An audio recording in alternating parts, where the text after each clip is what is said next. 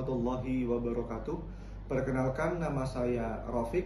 Saya adalah guru PAI bidang fikih di MA Salafiyah 2 Bangil, sekaligus mahasiswa PPG Daljab periode 2 tahun 2025 di Universitas Islam Negeri Maulana Malik Ibrahim. Hari ini, Senin 12 Mei 2025, saya melaksanakan praktik pembelajaran uji kinerja pada siswi kelas 11 dengan materi pernikahan dalam Islam.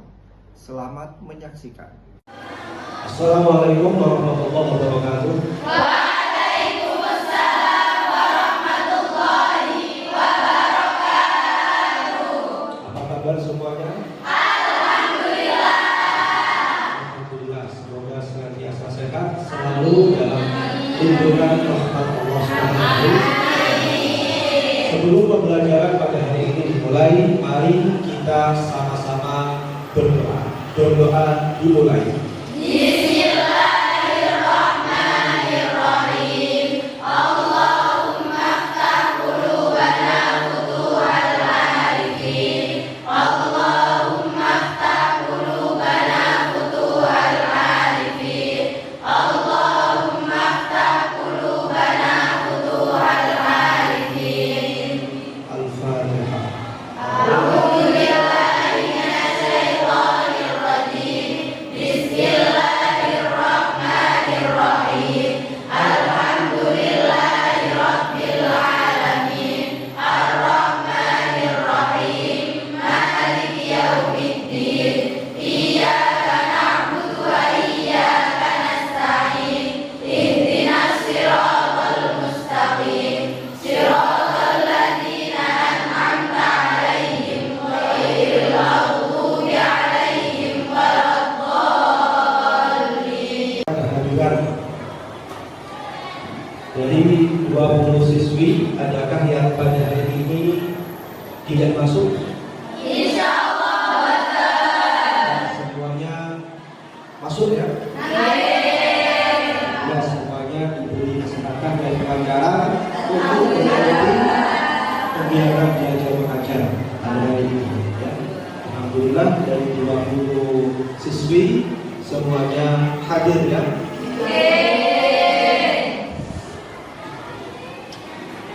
Baiklah, pembelajaran pada hari ini tentang pernikahan dalam Islam ya. Jadi pernikahan dalam Islam itu merupakan suatu syariat yang ada aturannya, di mana pernikahan dalam fikih disebut dengan istilah akad nikah atau akad nikah, karena ia merupakan akad. Akad itu satu ikatan yang harus dipenuhi oleh kedua belah pihak. Taubahnya akad-akad yang lain. Sebelumnya kita sudah mengenal akad muamalah atau akad transaksi yang berbasis keuangan dan jasa. Ada akad apa? Akad apa? Akad baik, akad salam, akad pesan, akad apa lagi?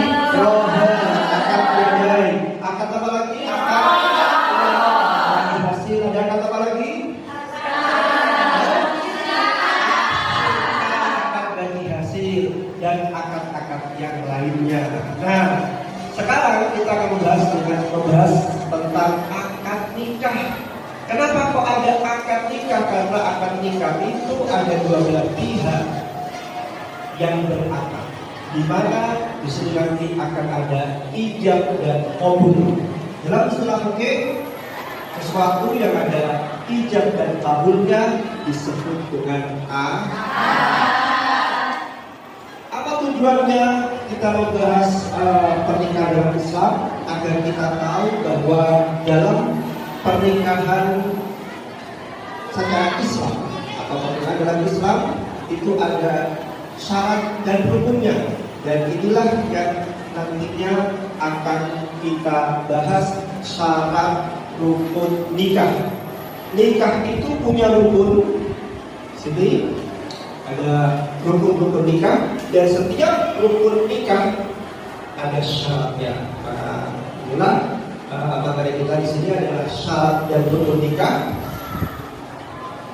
Dan tambah satu lagi yaitu mahar atau mas kawin. Mas kawin ini tidak disebutkan dalam rukun nikah karena mas kawin itu sekalipun tidak disebutkan tidak menjadikan nikah tidak sah. Kalau rukun nikah, ketika tidak ada salah satu dari rukun nikah yang ada ini, ada az-zaujani, pasangan suami istri, dua mempelai, ada sirah yaitu ijab kabul, ada syuhud saksi-saksi, dan ada wali. Ini namanya rukun. Ya, rukun itu pilar. Manakala tidak ada salah satu dari rukun, maka pernikahan tidak dianggap sah dalam kacamata agama. Adapun mahar, bagaimana posisinya? Mas kawin itu posisinya dia satu kewajiban. Mau disebutkan atau tidak, mas kawin itu harus diberikan. Itulah nanti akan kita bahas, kita pelajari dalam pertemuan pada pagi hari ini, dan ada beberapa langkah pembelajaran yang akan kita lalui. Pertama, kita akan membahas tentang rukun-rukun nikah secara umum di sini. Kemudian selanjutnya akan ada pendalaman melalui pertanyaan-pertanyaan yang diperlukan oleh kalian semuanya terkait materi yang sudah dibahas. Kemudian ada pengelompokan kerjasama. Nanti kalian mengeksplor syarat-syarat dari apa yang disebutkan dengan sumber yang sudah kalian bawa ya, dari kitab-kitab Torah, dari Al-Quran dan hadis. Sudah bawa sumber apa saja ini?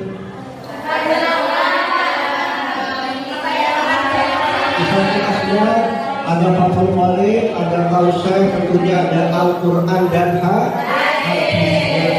Dari sumber utama hukum Islam. Setelah itu akan ada hasil dari apa yang kalian kerjasamakan, kalian kelompokkan. Akan ada presentasi dan akan ada tanggapan dari kelompok atau dari yang lainnya. Setelah itu kesimpulan dan penutup. Baiklah, kita akan memasuki langkah awal pembelajaran kita pada hari ini. Di sini ada rukun nikah berupa az-zaujani, suami istri. Suami istri itu berarti harus beda jenis kelamin. Karena dalam agama tidak sah nikah sesama jenis. Ya, karena az-zaujani ada isinya zauj dan zaujah, suami dan istri. Kemudian ada siwar yaitu ijab qabul, ada siwar ijab qabul. Ijab itu dari wali, qabul itu dari suami.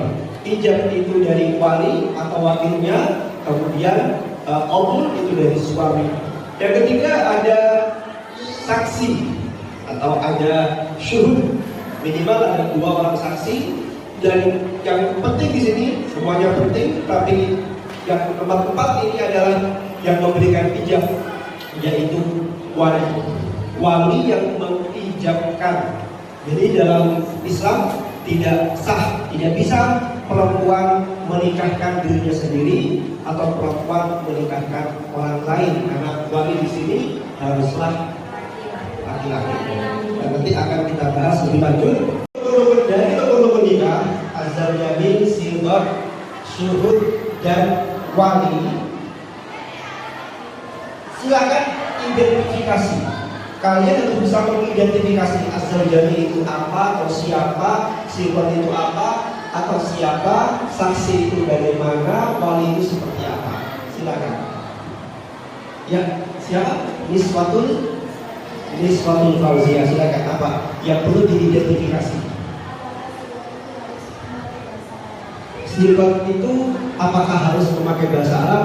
Jawabannya tidak harus memakai bahasa Arab, bisa terjemahnya.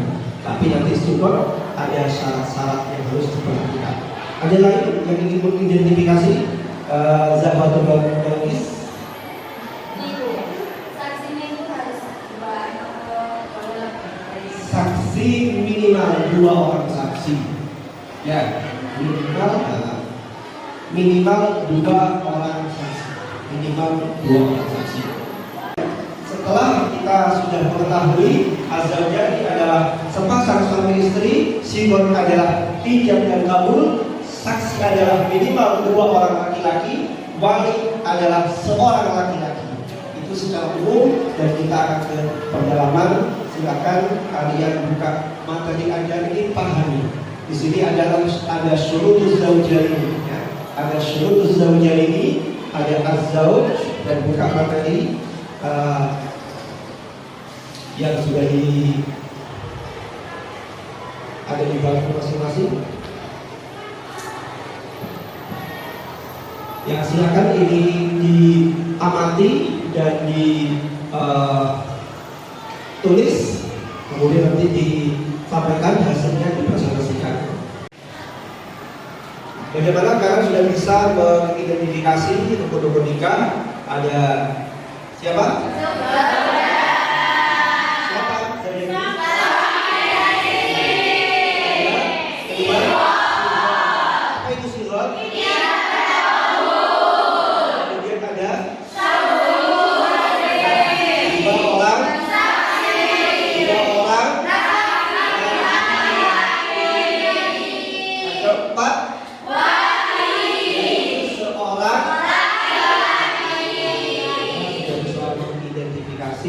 Kemudian sekarang kita akan ke pendalaman, dan untuk itu kita akan berkolaborasi sama lain. Silakan membagi kelompok sesuai dengan yang sudah ditetapkan.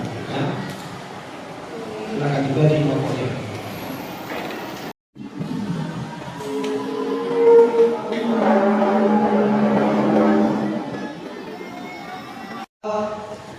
Tugas setiap kelompok itu nanti akan mendalami syarat-syarat dari masing-masing rukun yang sudah disebutkan tadi, ya. Tadi ada 4 rukun yang sudah disebutkan, yaitu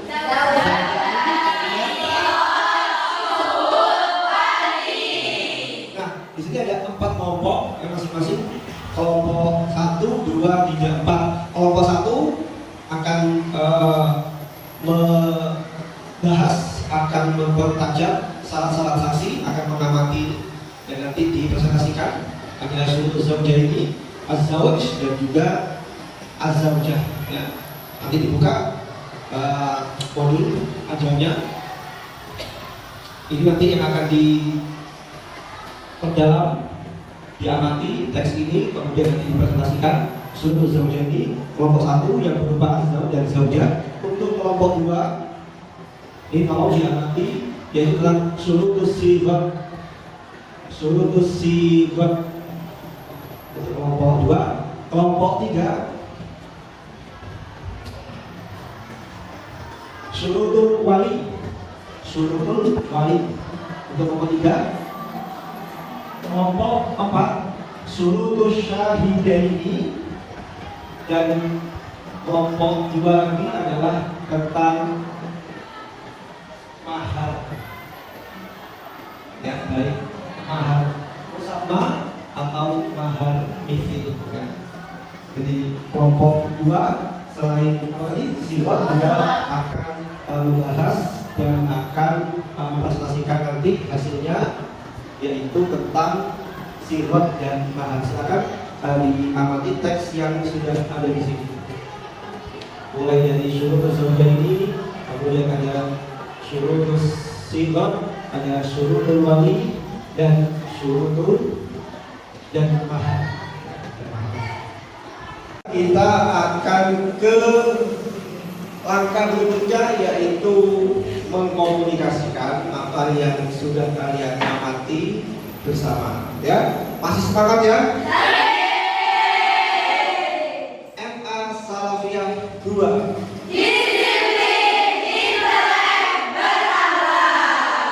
Lagi, MA Salafiyah 2. Disiplin, intelek, berakhlak. Baik, silakan wakil dari kelompok 1 untuk mempresentasikan hasil kerjasamanya tentang syarat penjelasan tentang syurutuz zaujain atau syarat dari dua mempelai, yakni suami dan istri. Silakan maju ke depan untuk mempresentasikan kelompok 1. Silakan. Dan nanti yang lain menanggapi atau menanyakan apa yang perlu untuk ditanyakan.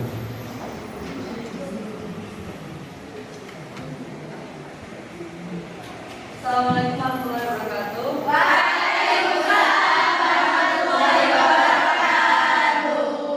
Saya Syifa Dalusia, perwakilan dari kelompok 1 akan menjelaskan tentang syurutuz zaujaini. Di sini ada syarat-syaratnya suami istri. Yang pertama syurutuz zauj, yaitu syaratnya suami. Yang ada 6. Yang nomor pertama ada mulifrod, yaitu tidak dalam keadaan ihram. Berarti diharamkan baginya untuk menikah ketika dia dalam keadaan ihram.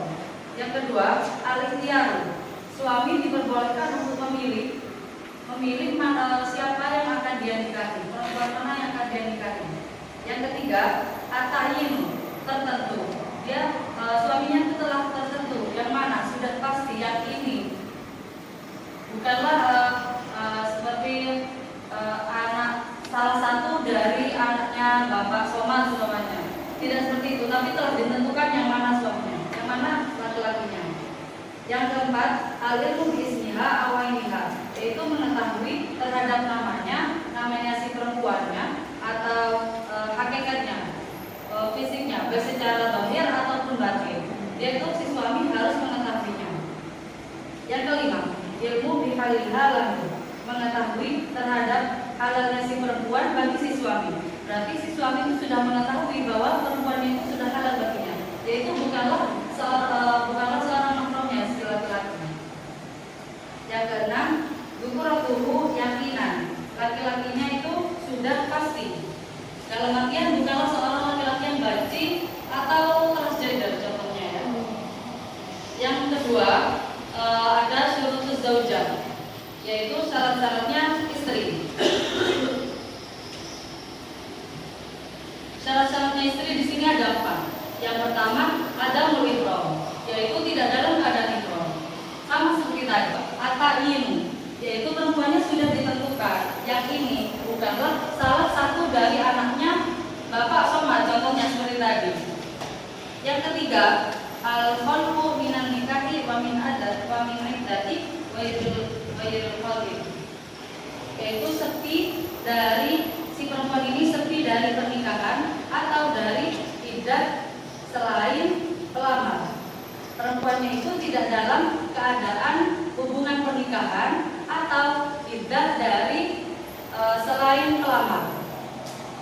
Yang keempat, antakuna unta yakinan, si perempuan ini telah pasti perempuannya, bukanlah perempuan jadi-jadian. Ya, ada yang belum dipaham, ada yang belum jelas, membuat ditanyakan. Syaratnya zaujah yang nomor 3, al-kullu minan nikahi wa min iddati wa ilfati. Minta tolong dijabarkan. Ya. Si perempuannya itu harus sepi dari hubungan pernikahan yang pertama. Berarti dia tidak dalam keadaan pernikahan dengan seseorang, dia dalam keadaan sepi, kosong, intinya jomblo gitu ya. Yang kedua itu wamin iddatin wairu khatibin, yaitu sepi dari iddah selain khatib, orang yang melamar. Jadi itu contoh gambarannya seperti ini. Si perempuan ini telah dicerai oleh suaminya, kemudian dia dalam keadaan masa iddah. Maka bagi suaminya yang telah menceraikannya itu boleh untuk langsung menikahinya, karena bukan dari kelaman yang lain, tapi dari suaminya dia sendiri yang telah menceraikannya. Maka itu diperbolehkan langsung untuk menikahinya, tidak menunggu masa iddahnya. Sedangkan jika selain pelamar itu bukan selain suami yang telah menceraikannya, maka ketika ingin menikahinya harus menunggu masa iddahnya selesai. Begitu. Ada yang bisa dipaham? Ada yang ditanyakan lagi?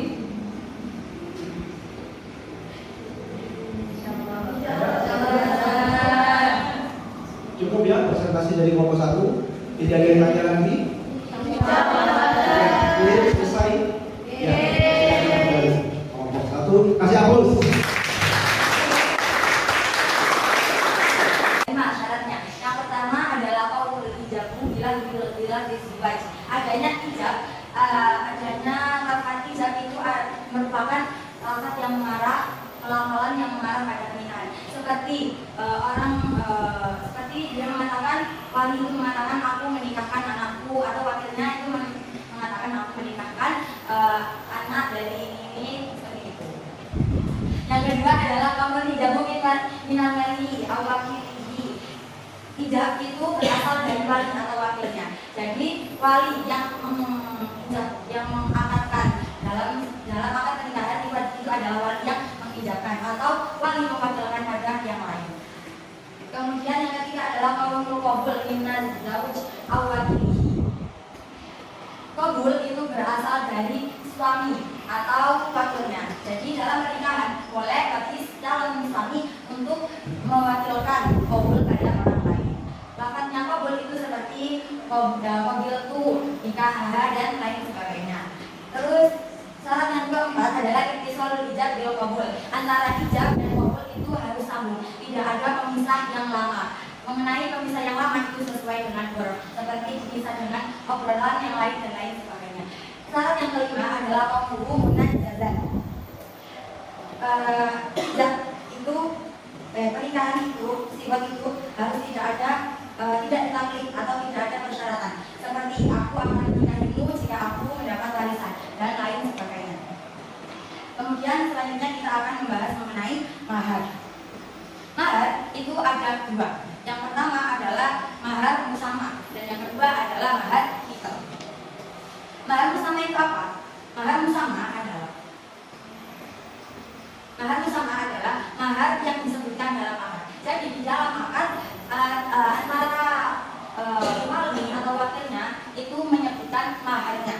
Baik maharnya itu adalah mahar nikah atau lebih dari mahar nikah atau lebih sedikit dari mahar nikah. Mengenai mahar nikah itu sendiri, mahar nikah itu adalah mahar yang mayoritas di tempat itu digunakan. Jadi seperti dalam daerah tersebut mayoritasnya mahar itu senilai 5 juta, maka itulah yang disebut mahar nikah. Mahar nikah itu dibagi lagi menjadi 3. Mahar nikah itu diberikan ketika yang pertama lam yusama pada dia kepada dan talaka indah.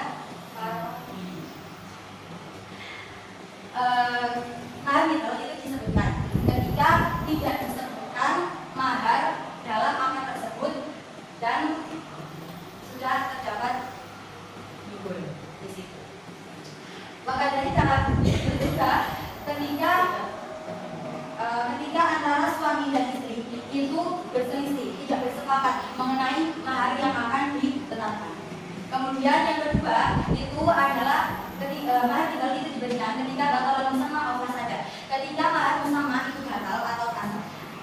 Contoh batalnya mahar bersama adalah ketika mahar itu tidak sesuai dengan standar, seperti mahar yang diberikan itu adalah yang mana standar mahar itu dikatakan dalam kitab ini disebutkan masa ajak dulu zamanan inain au manfaatin soha jatuh sedekah. Segala sesuatu yang bisa dijadikan harga, baik itu ain atau manfaat, maka itu sah untuk dijadikan sebagai mas kawin.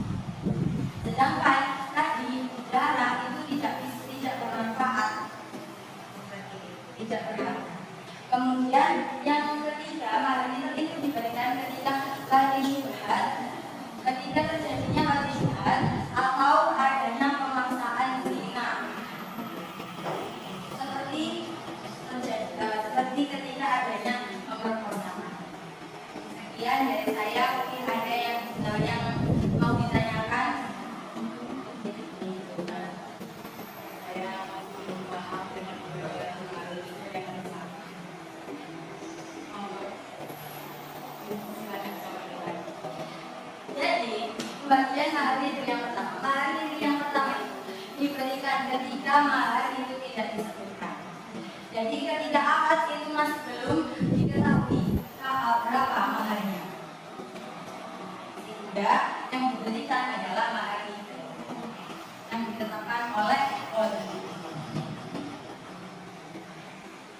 Kemudian mahar itu juga diberikan ketika antara suami dan istri tidak bersepakat mengenai mahar yang akan diberikan. Akhirnya jalan keluarnya adalah dengan memberikan mahar ini. Bisa dipaham?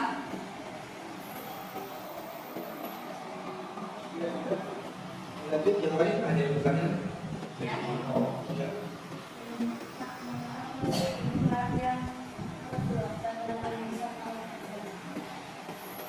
Yang mahar itu diberikan ketika batalnya mahar musamah atau ketika mahar musamah itu rusak.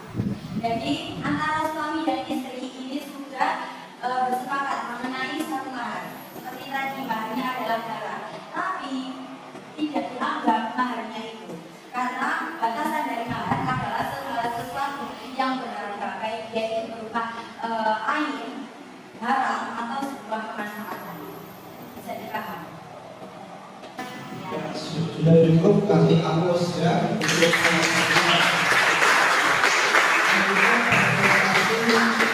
untuk kelompok 3, yaitu tentang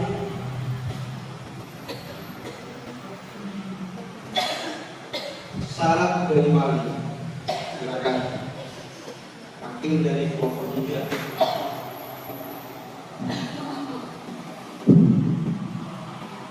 Assalamualaikum warahmatullahi wabarakatuh.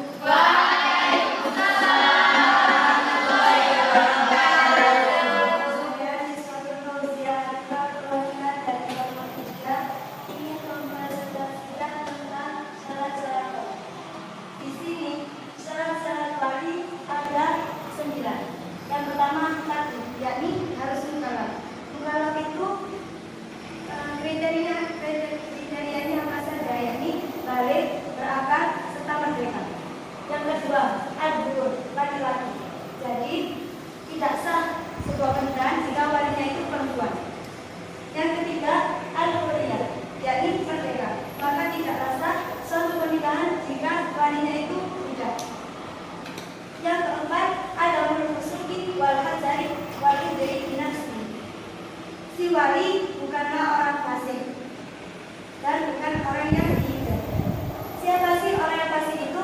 Yakni orang yang sering melakukan dosa besar serta sering melakukan dosa kecil. Yang kelima, al-waqifatu fid-din. Cocok agama si wali harus sesuai, harus cocok dengan agama orang yang menikah. Yang keenam, al-ikhtiyar, kehendaknya sendiri. Yakni si wali ketika menjadi wali itu bukanlah sebuah paksaan. Yang ketujuh, adamul ihram, tidak dalam keadaan ihram. Yang kedelapan, adamul ikhtilar dihalamin al-qabali, tidak cacat mentalnya sebab tua atau itu. Yakni si wali bukanlah orang yang terkena gangguan mental seperti orang tua yang sudah pikun-pikunan. Yang kesembilan, para buku si wali harus dari kerabatnya selain anaknya. Misalnya ada seorang wanita yang ingin menikah lagi, kemudian dia memiliki anak yang sudah besar. Lalu si anak ingin menjadi wali si ibu, maka si anak tidak boleh menjadi wali si ibu tersebut. Awalnya kalau tidak ada kerabat, tidak memiliki kerabat, maka walinya itu dari waris wala, yakni orang yang memiliki pewarisan dari sayyinya. Atau kalau tidak ada wali wala, kaum sultanan, yakni yang menjadi walinya itu adalah hakim. Nah, dari sini ada yang mau ditanyakan? Ya, silakan.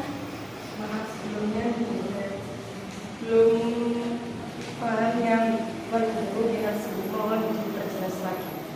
Yakni dia itu bukanlah teman dia. Kelompok terakhir tentang syarat dari kedua saksi. Silakan. Itu dari kelompok 4.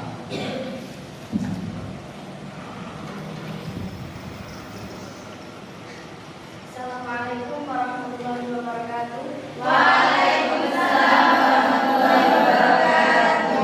Teman-teman, berdirinya di sini sebagai perwakilan dari kelompok 4 untuk mempresentasikan dari apa yang telah dibahas, yakni mengenai syarat-syarat dua saksi. Baik, yang pertama yakni Islam. Jadi seorang saksi, dua saksi ini harus Islam. Maka andaikan salah satunya itu tidak beragama Islam, misalnya beragama Hindu, maka dia tidak bisa dijadikan sebagai saksi. Kemudian yang kedua, al-adalah, yakni bersifat adil.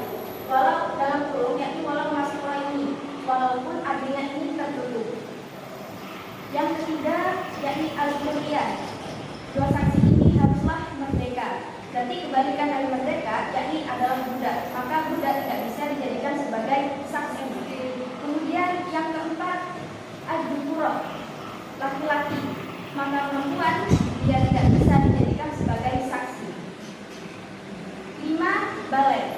Kapan balainya dua saksi ini? Batas balainya itu sesuai yang telah ditentukan oleh syariat, yakni kurang lebih 9 tahun. Yang keenam, al-aqlu, berakal. Jadi dia ini dapat berpikir secara sehat, mentalnya sehat, fisik dan yang lainnya juga sehat. Yang ketujuh, an-nutqu. Kenapa dua saksi ini disyaratkan an-nutqu, yakni dia dapat berbicara? Karena bisa saja suatu waktu saksi ini dimintai pernyataan atas pernikahan yang terjadi pada kedua mempelai. Yang kedelapan, as-sam'u, yakni dapat mendengar. Jadi dia ini dapat mendengar antara ijab dan qabul ini terjadi. Yang kesembilan, al-basaru, yakni dapat melihat terjadinya pernikahan. Dan yang terakhir, nomor 10, ada ta'yin lil wilayah, yakni dia tidak ditentukan menjadi wali. Jadi ketika seorang saksi ini sudah benar-benar diutus untuk menjadi saksi, maka dia tidak bisa menjadi wali. Demikian yang dapat kami sampaikan. Mungkin ada pertanyaan dari teman-teman semua. Dia monggo. Silakan dari kelompok 2. Maaf yang dimaksud dengan mustaqim itu gimana gambarnya? Jadi seperti ini. Adilnya tertentu, maksudnya jadi adil ini tidak harus dalam batinnya, jadi batinnya harus adil tidak. Tapi meskipun secara dohirnya saja dia adil, itu tidak apa-apa. Begitu. Dapat dipaham? Ada lagi? Monggo kelompok 3.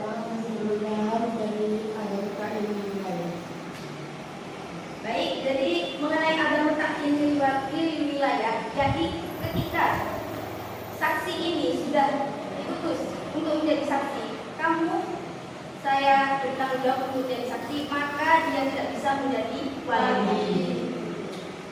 Dapat dipaham? Ada lagi? Monggo.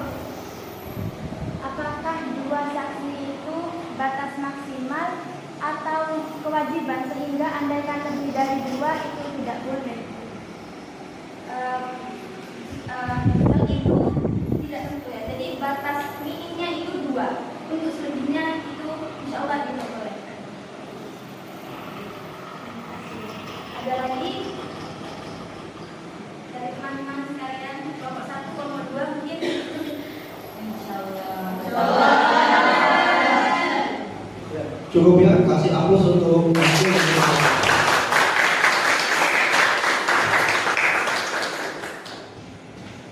baiklah, itu tadi mengenai persyaratan dari setiap akad menikah atau rukun nikah yang meliputi dua mempelai atau az-zaujani. Kemudian adalah yang kedua adalah yang ketiga adalah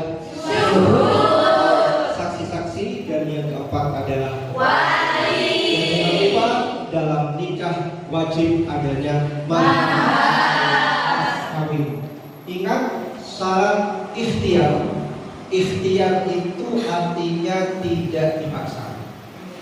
Tidak dipaksa. Jadi ketika ada kata ikhtiar, tidak dalam keadaan dipaksa atau diancam, atau bahasa lain tidak mukroh, yang bukan memilih sendiri, aku milih ini itu bukan ya. Tapi ada penting kalau itu bahasa lain dalam kurung ketika ada ikhtiar, ada ikhtiar. Nah, kemudian untuk tadi maharnya, tadi mahar itu ada mahar musamma, ada mahar misal. Mahar musamma, mahar yang disebutkan dalam akad nikah, ya. Baik sedikit, lebih dari, kurang dari standar, kurang dari mahar misal, atau lebih dari. Kalau sudah disebutkan, maka itulah kewajibannya, ya. Jika mahar musamma itu tidak sah, atau tadi bahasa tadi batal atau fasad, tidak sah, mengapa? Karena dia tidak memenuhi kriteria untuk menjadi apa yang dijual belikan, maka nanti pindahnya ke mahar misal. Misalnya maharnya berupa seekor anjing, anjing kan tidak bisa dijual belikan dalam syariat. Maharnya berupa 1 liter darah, tidak bisa. Maka nanti maharnya adalah mahar misal. Atau karena ada wabi syubhat, salah kamar misalnya, atau adanya pemerkosaan atau pemaksaan, itu juga mewajibkan adanya mahar misal. Kesimpulannya bahwa setiap dari rukun nikah itu ada syarat yang harus diperhatikan. Termasuk juga di sini adalah mas kawin atau disebut mahar, atau dalam bahasa kita disebut dengan sholat. Terakhir, penutup, bahwa apa yang telah kita pelajari, telah kita ketahui, kira-kira apa yang bisa direfleksikan dari pengalaman kalian semua setelah mempelajari akad nikah, apa yang menjadi refleksi dari kalian semua. Silakan ditulis refleksinya. Silakan dikumpulkan. Dikumpulkan.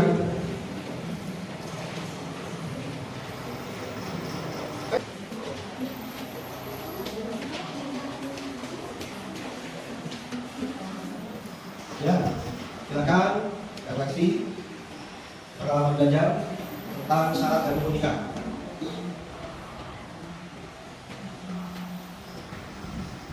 Ya, terima kasih atas refleksinya. Baik, untuk selanjutnya dari apa yang sudah kalian presentasikan dalam pembelajaran ini, baiklah sebelum kita tutup dengan doa untuk pembelajaran tentang rukun, syarat nikah serta mahar selesai sudah, dan untuk pertemuan selanjutnya kita akan membahas tentang muharramatun nikah. Artinya adalah tentang perempuan-perempuan yang haram untuk dinikahi atau perempuan-perempuan yang berstatus mahram dengan laki-laki. Ya, insya Allah kita akan berjumpa pada pertemuan berikutnya. Baik, untuk pertemuan ini mari kita tutup dengan doa kafatul majlis, diakhiri diiringi dengan Al-Fatihah. Bismillahirrahmanirrahim. Subhanallahumma wa bihamdika asyhadu an la ilaha illa anta astaghfiruka wa atubu ilaik. Subhanallahumma wa bihamdika asyhadu an la ilaha illa anta astaghfiruka wa atubu ilaik. Subhanallahumma wa bihamdika asyhadu an la ilaha illa anta astaghfiruka wa atubu ilaik. Subhanallah wa bihamdihi amma yasifun. Wassalamu ala al-mursalin walhamdulillahi rabbil alamin. Al-Fatihah. Assalamualaikum warahmatullahi wabarakatuh. Waalaikumsalam warahmatullahi wabarakatuh. Demikian uji kinerja video praktik pembelajaran dari saya. Semoga dapat menginspirasi kepada semuanya. Wassalamualaikum warahmatullahi wabarakatuh.